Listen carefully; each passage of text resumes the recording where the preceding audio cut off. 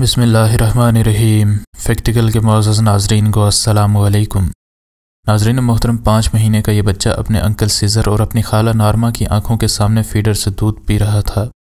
اس کی ماں ایمیلیا ان کے سامنے کوما کی حالت میں بالکل بے جان پڑی تھی۔ 5 مہینے پہلے اس کا ایک کار کا بہت خوفناک حادثہ ہوا تھا، پھر اچانک سے ایک آواز نے خاموشی توڑ دی۔ شمالی ارجنٹینا کے ایک شہر پوسڈس میں ایمیلیا نام کی یہ لڑکی ایک پولیس آفیسر تھی۔ 1 نومبر 2016 کو 5 ماہ کی حاملہ یہ پولیس آفیسر دیگر 5 اور پولیس والوں کے ساتھ ایک پیٹرول کار میں بیٹھی تھی۔ کار اس کا شوہر کرسٹن ایسپنڈیلا چلا رہا تھا۔ اس دن وہ کسی مجرم کے پیچھے نہیں بھاگ رہے تھے، بلکہ وہ پاس ہی موجود ایک پولیس ٹریننگ میں شرکت کرنے جا رہے تھے، لیکن ایمیلیا اپنی منزل تک نہ پہنچ سکی۔ حادثے سے ایک دن پہلے ایمیلیا نے خواب دیکھا کہ وہ کہیں جا رہے ہوتے ہیں اور ان کی ایک کار حادثے کا شکار ہو جاتی ہے۔ اس نے گاڑی میں بیٹھنے سے پہلے تمام ساتھیوں کو بتایا کہ وہ محض ایک حادثے کا شکار ہونے کے لیے ہی جا رہے ہیں اور مجھے کچھ بھی ٹھیک نہیں لگ رہا۔ بدقسمتی سے اس کی چھٹی حص بالکل درست ثابت ہوئی۔ کار روڈ سے اتر گئی اور کئی پلٹے کھانے کے بعد بری طرح سے ٹوٹ گئی۔ اگرچہ کار میں بیٹھا کوئی بھی شخص بہت زیادہ زخمی نہیں ہوا تھا، لیکن ایمیلیا کو بہت ہی خطرناک چوٹیں آئی تھیں۔ اس کی کھوپڑی فریکچر ہو چکی تھی اور اس کے دماغ میں خون جم چکا تھا۔ اس وجہ سے اس کو فوراً سے کوما کی حالت میں ہسپتال پہنچا دیا گیا، اور ڈاکٹر یہی سوچتے تھے کہ وہ کبھی بھی ہوش میں نہ آ سکے گی۔ اس کو آکسیجن لگا کر زندہ رکھنے کی کوشش کی گئی تاکہ کم از کم اس کے پیٹ میں پلنے والا بچہ تو زندہ بچ سکے۔ 25 دسمبر کو ڈاکٹرز نے اس کے پیٹ میں موجود بچے کو ایک آپریشن کے ذریعے اس کے نیم مردہ جسم سے زندہ حالت میں باہر نکال دیا۔ اس کے والد نے اس چھوٹے بچے کا نام سینٹینو رکھا۔ پیدائش کے وقت اس کا وزن 2 کلو بھی پورا نہیں تھا۔ چونکہ وہ صرف 8.5 ماہ کے بعد ہی پیدا ہو گیا تھا، اس لیے اس کا وزن ٹھیک ہی تھا۔ اس کی صحت کچھ بہتر تھی، لیکن پھر بھی ہسپتال کے عملے نے اس پر کڑی نظر رکھی۔ کچھ دنوں بعد اس کو اس کی خالہ نارما گھر لے گئی۔ وہ اپنے بھائی سیزر کے پاس اس شہر میں اسی وجہ سے شفٹ ہو گئی تھی۔ ہر شام کو نارما سینٹینو کو لے کر کوما میں موجود اس کی ماں کے پاس آتی تاکہ وہ اپنی ماں کے پاس کچھ وقت گزار سکے۔ وہ سینٹینو کو ایمیلیا کے اوپر رکھ دیتی تاکہ موت و حیات کی کشمکش میں موجود یہ ماں شاید اپنے بچے کو محسوس کر سکے۔ کئی مہینے گزر گئے، لیکن ایمیلیا اب بھی کوما میں تھی اور اس کو کچھ نہیں پتا تھا کہ اس کے آس پاس کیا ہو رہا ہے۔ اس کے باوجود بھی اس کی بہن روزانہ سینٹینو کو لے کر اس سے ملنے آتی اور وہ ہمیشہ سے ہی یہ دعا کرتی تھی کہ شاید وہ ایک دن جاگ جائے۔ اب ایمیلیا کو کوما میں 5 ماہ گزر چکے تھے، لیکن ایک کرشمہ ہوا جسے دیکھ کر کسی کو بھی اپنی آنکھوں پر یقین نہ آیا۔ اس وقت اس کا بیٹا 3 ماہ کا ہو چکا تھا اور سیزر اور نارما اس کو لے کر اس کی ماں سے ملانے لائے تھے۔ ابھی سینٹینو فیڈر سے دودھ پی رہا تھا کہ ان کو ایک آواز سنائی دی۔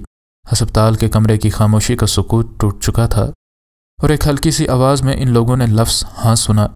ایمیلیا جاگ بھی چکی تھی اور بول بھی چکی تھی۔ اس کے سارے خاندان کی حیرت کی انتہا نہ رہی تھی اور ان کو اپنی آنکھوں پر یقین نہیں آ رہا تھا۔ اس کے بھائی نے کہا کہ ایمیلیا، اگر تم مجھے سن پا رہی ہو تو اپنی زبان باہر نکالو، اور اس نے اپنی زبان باہر نکال دی۔ ان سب کو یقین ہو چکا تھا کہ اس کے نومولود بچے کا روزانہ کا ملنا اس کو واپس زندگی تک لے آیا تھا۔ سیزر اور نارما نے فوراً سے بچے کو ماں کی چھاتی پر رکھ دیا، جہاں بچے نے ماں کے ساتھ کچھ وقت گزارا۔ ماں نے بڑی ہی مشکل سے اپنے ہاتھ بچے کے گرد لپیٹ لیے۔ شروع میں ایمیلیا صرف ہاں اور نہ کہہ سکتی تھی، لیکن وہ وقت دور نہیں تھا جب وہ زیادہ باتیں بھی کر سکے گی اور شاید بستر سے بھی اٹھ جائے۔ اب وہ اپنے بچے کو گلے بھی لگا لیتی تھی اور اس کو پیار بھی دینے کے قابل ہو چکی تھی۔ ایمیلیا اب لگاتار ٹھیک ہو رہی تھی۔ وہ اب 2 ٹائم بولنے اور پڑھنے کی ایکسرسائزز کرتی تھی۔ اگرچہ اسے لفظ سین بولنے میں ابھی بھی تکلیف ہوتی تھی، لیکن جلد ہی وہ بستر پر کروٹ بدلنے اور اپنی ٹانگیں ہلانے کے قابل بھی ہو گئی۔ اس کو ماسوائے حادثے کے سب کچھ یاد تھا۔ 25 دسمبر 2017 آ چکی تھی اور اس کا بیٹا اب 1 سال کا ہو چکا تھا۔ روزانہ کی بنیاد پر اپنے نومولود بچے کے ملنے سے ایمیلیا بہتر سے بہتر ہوتی چلی گئی۔ تمام ڈاکٹرز بھی بے حد حیران تھے کہ آخر کیسے وہ ان کے تجربے کو روزانہ کی بنیاد پر غلط ثابت کر رہی ہے۔ نیورو سرجن مارچیلو فیراریا نے کہا کہ ہمیں اسے ایک بار پھر سے چلتے پھرتے دیکھ کر بے حد حیرت ہوتی ہے۔ بہت سی محنت اور علاج کے بعد آخرکار وہ دن آ ہی گیا جب ایمیلیا نے ایک بار پھر سے اپنا پہلا قدم اٹھایا۔ آخرکار وہ اپنے شوہر کے ساتھ کھڑے ہونے کے قابل ہو گئی۔ اس کے پولیس ڈپارٹمنٹ نے بھی اس کی اس محنت اور ہمت کی داد دی۔ 2018 کے شروع میں ایمیلیا ایک بار پھر سے پولیس یونیفارم پہن چکی تھی۔ ناظرین محترم، اس لڑکی کو اپنے کالج سے فارغ ہوئے کچھ ہی عرصہ ہوا تھا کہ اس کو پولیس کی نوکری مل گئی۔ ابھی اس کی نوکری کو تقریباً 1 مہینہ ہی ہوا تھا کہ اس کے ساتھ ایک ایسا واقعہ ہوتا ہے جو کہ اسے آج بھی بڑی ہی اچھی طرح یاد ہے۔ اس کی ڈیوٹی میں شہر کے پارک کی نگرانی اور گشت کرنا تھا۔ اگرچہ اس کی یہ ڈیوٹی بڑے ہی سکون والے علاقے میں تھی، لیکن کسی بھی جگہ پر حالات کبھی بھی تبدیل ہو سکتے ہیں۔ وہ اس دن بھی اپنی معمول کی گشت پر تھی کہ اس نے پارک میں موجود ایک تالاب کے پاس ایک شخص کو دیکھا جو کہ کوڑے کے ڈھیر سے کھانے کے لیے کچھ ڈھونڈ رہا تھا۔ جینا نے اس بھکاری کو پہلے بھی دیکھا تھا، لیکن کبھی بھی اس نے اس کو تنگ نہ کیا، لیکن آج اس نے اس سے پوچھ گچھ کرنے کا فیصلہ کر ہی لیا۔ وہ اس بھکاری کے پاس گئی اور اس سے پوچھا کہ وہ کتنے عرصے سے بھیک مانگ رہا ہے۔ اس نے اس پولیس والی کے سوال کا جواب دینے کے بجائے اس سے معافیاں مانگنی شروع کر دیں۔ اس نے کہا کہ میں ابھی اس جگہ سے چلا جاتا ہوں، مجھے گرفتار نہ کرنا اور مجھے معاف کر دو۔ اس پولیس والی کے لیے ایک بھکاری کا یہ برتاؤ کوئی نیا نہ تھا، لیکن اس نے اسے پریشان نہ ہونے کا کہا اور اسے کہا کہ میں تمہیں گرفتار کرنے نہیں آئی۔ اس کی تسلی پر اس بھکاری نے اس کے سوالوں کا جواب دینا شروع کر دیا، اور تھوڑی ہی دیر میں یہ بھکاری اس پولیس والی کو اپنی زندگی کی ساری داستان سنا چکا تھا۔ اس نے بتایا کہ میرا نام ول ہے اور میں تقریباً 10 سال سے بھیک مانگ رہا ہوں۔ اس نے بتایا کہ اس کے پاس بھی ایک گھر تھا اور اس کی بیوی بھی تھی، حتیٰ کہ وہ ایک جگہ نوکری بھی کرتا تھا، لیکن جب میری بیوی فوت ہو گئی تو میں منشیات پر لگ گیا اور یوں مجھے نوکری سے بھی نکال دیا گیا۔ مجھے گھر بھی چھوڑنا پڑا اور اب میں اس عادت کی وجہ سے کہیں کا نہیں رہا تھا، اس لیے گلیوں پر بھیک مانگنے کے علاوہ میرے پاس اور کوئی آپشن نہیں تھا۔ اس شخص کی کہانی سن کر اس پولیس والی نے رسک لینے کا فیصلہ کیا۔ اس رات اس شخص کو اس پولیس والی نے ملنے کا کہا، اور جب وہ اس سے ملنے کے لیے آئی تو وہ اس کے لیے ایک استعمال شدہ کپڑوں کی دکان سے کپڑے اور اچھا کھانا لائی تھی۔ ان چیزوں کو دیکھ کر ول کو بے حد خوشی ہوئی۔ اگلے دن اس نے اسے $10 دیے تاکہ وہ اپنے کھوئے ہوئے ڈاکومنٹس کی ڈپلیکیٹ لے سکے، اور یوں اس کو جلد ہی ایک نوکری ملنے کے امکانات بڑھ جائیں۔ اس کو پتا تھا کہ یہ ایک بہت بڑا رسک ہے، کیونکہ عین ممکن تھا کہ یہ شخص ان پیسوں کو بھی منشیات خریدنے کے لیے استعمال کرے، لیکن اس کا ضمیر اسے بار بار کہہ رہا تھا کہ شاید اس شخص کی زندگی بدل ہی جائے۔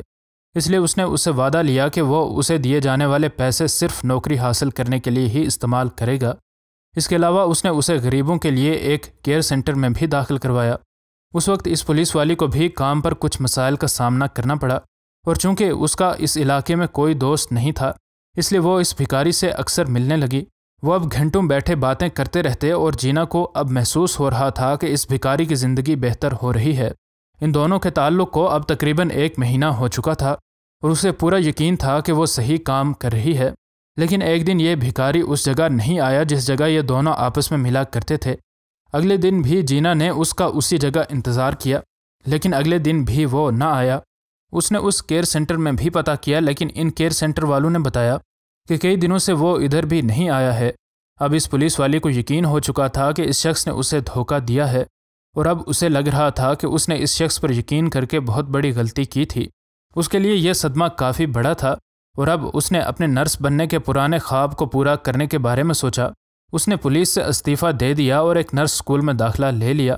وہ ایک نرس بن گئی، اس نے ایک شخص سے شادی بھی کر لی، اور اب وہ اس شہر کو چھوڑ کر ایک دوسرے شہر میں آباد ہو چکی تھی۔